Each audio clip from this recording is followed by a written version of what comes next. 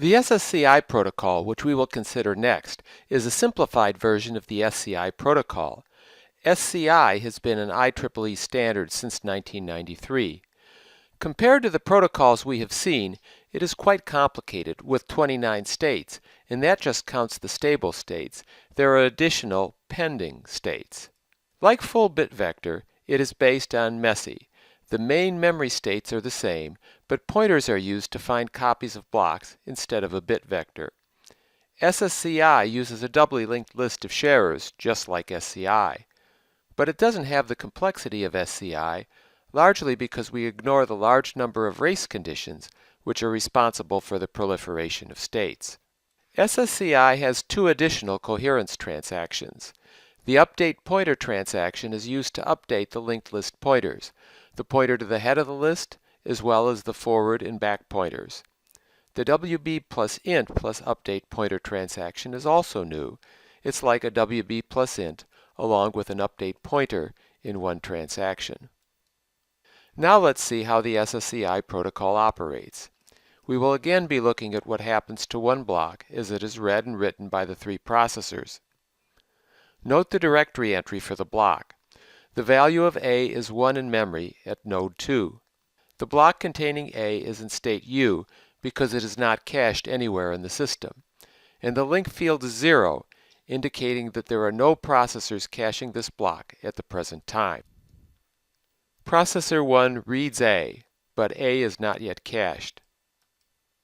P1's cache sends a read request to the home directory, which is at node 2. The directory state changes to EM, and the head of the list is set to 1, indicating that cache 1 is the first cache to have a copy of this block. The block is cached at P1 in state E. Its forward pointer and back pointer are both 0, indicating that there are no other processors on the list of sharers for this block. And of course, A's value in the cache line is 1. This completes the read operation. P1 then writes A, changing its value to 2. This is a cache hit, but the cache has to change state to M. The forward and back pointers are still 0. The write operation is complete. Now P3 tries to read A. This causes a miss, so a read transaction is issued. The directory sends a reply ID to P3, which tells it that the first cache holding this block is cache 1. P3 then sends P1 a WB plus int plus update pointer. This causes P1's cache to change to state S and adds P3 as the next node on the list of sharers. P1 flushes the block to cache 3 into main memory, causing the main memory state to change to S and the head of the sharers list to change to 3. P3 adds P1 as the previous sharer on its list. P3 is now the last node on the list of sharers. Then the read operation completes. Next, P3 writes A, but its copy of the block is in state S, so it has to issue an upgrade transaction to the home node. This causes the main memory state to change back to EM.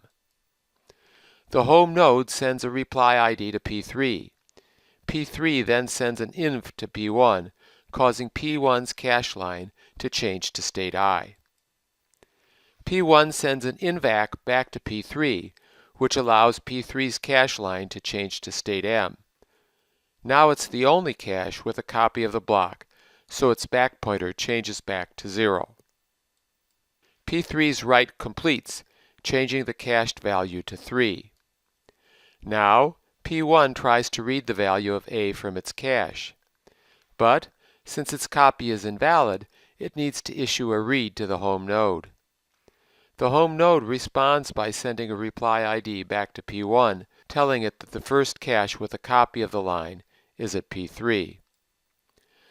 P1 then sends a write back plus int plus update pointer to the owning cache at P3, causing it to change to state S. Its next pointer is set to 1, since P1 is the next cache sharing the block. The owning node flushes the block back to the requester into main memory and sets its back pointer to point to P3. The read operation completes. Now, P3 reads A from its cache. This is a cache hit, so that the cache simply returns the data. No network transaction is needed. The read operation completes. Now, P2 finally gets into the act by issuing a read for A. Since it's a cache miss, it requires a network transaction, namely a read. The state in main memory doesn't need to change, but the first sharer is updated to 2. The directory issues a reply D ID transaction, replying with the data in the state, which is S. It also tells it that the last sharer is P1, so P2 updates its pointer appropriately.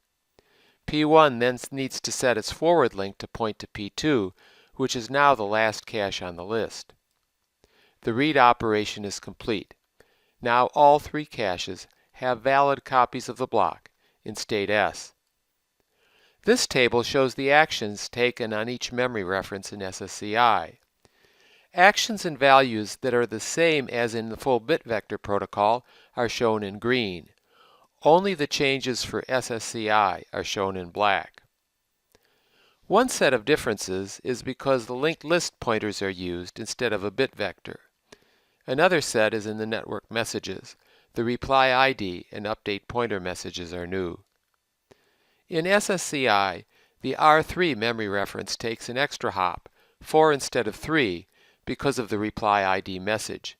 Ditto for the second R1 reference. But the W3 action saves a hop, 2 versus 3, because P3 initiates both the upgrade and the invalidation without having to wait for the home node to tell it who the sharers are.